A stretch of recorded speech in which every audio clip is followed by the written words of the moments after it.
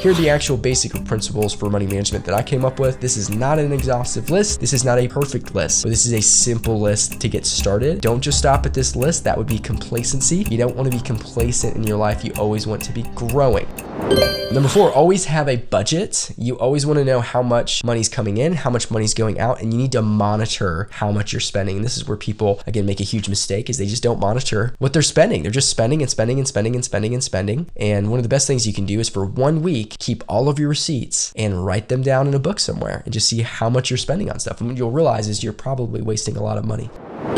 After you have a budget and are building an emergency fund, at least 3 months of what you need, right? So that's number 5, is always have an emergency fund of at least 3 months of rent, and you just in case something happens with your car. So you always put that first.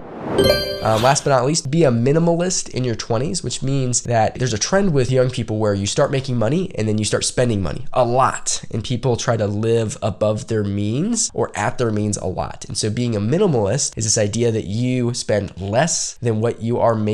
You are buying your first house or renting an apartment or buying your first car or renting whatever it is cheaper than what you can afford. And you do that to be safe in your 20s, because after you've saved up money in your 30s and 40s, you can buy more of your wants, right? But if your first car is a Charger or a Lamborghini or something expensive, and it's going to take you 20 years to pay it off, you're really not doing yourself any favors. You're making it tougher, right? But if you get a cheaper apartment, live like a poor college student, where you're really trying to save as much money as possible until at least the age of 25, you're going to be way better off in your life. So if you do this stuff, again, you're going to have a way better life. And if you, basically the research seems to show, if you graduate high school and you get a job and you get married before having children, you will end up in the middle class and not have to worry about money your entire life or feel like you're below the poverty line. Okay, so make good decisions, and it starts with the discipline. This video, I hope it really helps. Just think about those discipline things, right? Because why do we need discipline? Because we all have needs when we're trying to fill when we're buying stuff, and we all have these feelings of like wanting to look cool. Like that. Those people on Instagram who feel terrible, 34% of Gen Z and millennials who are on social media, right, feel badly about their financial situation because of what others have. And so there's a status pull on our hearts. We want to look cool. We want to be accepted, right? And so a lot of times we try to fill that. We try to get these nice shoes so people will comment on them, right? We try to get a nice clothing so people will comment. We try to get a nice car so people will look up to us and think we're cool. And so we want to avoid using status as a motivator for money, because if you're only doing it to look cool, it may cause some issues where you're running out of money and more stress. Is actually making your life worse, for example. So avoid status. We all have that, by the way. We all have that tug and that pull to want to look cool. I want to look cool. I like buying shoes that look cool, right? But we've got to get our needs met first, and then you can kind of worry about your wants. And if you want to buy some nice shoes that look really cool that people are going to look up, ask you about and comment, there's no problem with that, but you just got to get the needs first. So it's about one thing first, do the hard thing first, fun things later, right? There's a lot of cravings we have. Starbucks coffee, ice cream. I keep saying Starbucks just because that's the most relatable one.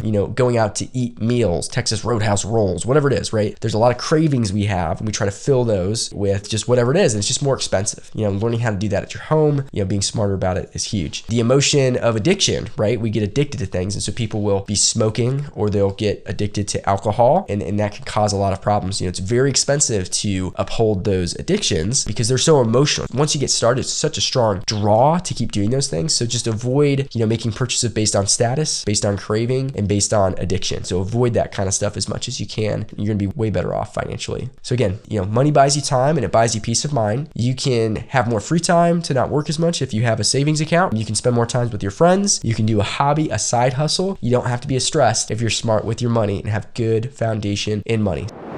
I hope this video was somewhat entertaining, likable, and informative. I truly hope that you'll put these ideas into practice, and I would love to hear about how they helped you in your life in the comments below. Just consider supporting my podcast monthly through Anchor. The link's in the description there. Just go ahead and follow the podcast, which is also in the description on Anchor, Spotify, Apple Podcasts. And don't forget to check out Elevate Wellness if you're interested in personal coaching, fitness, nutrition, and we should be having some live calls in the upcoming weeks and months that are totally free that you can come to and just learn about how to be healthier.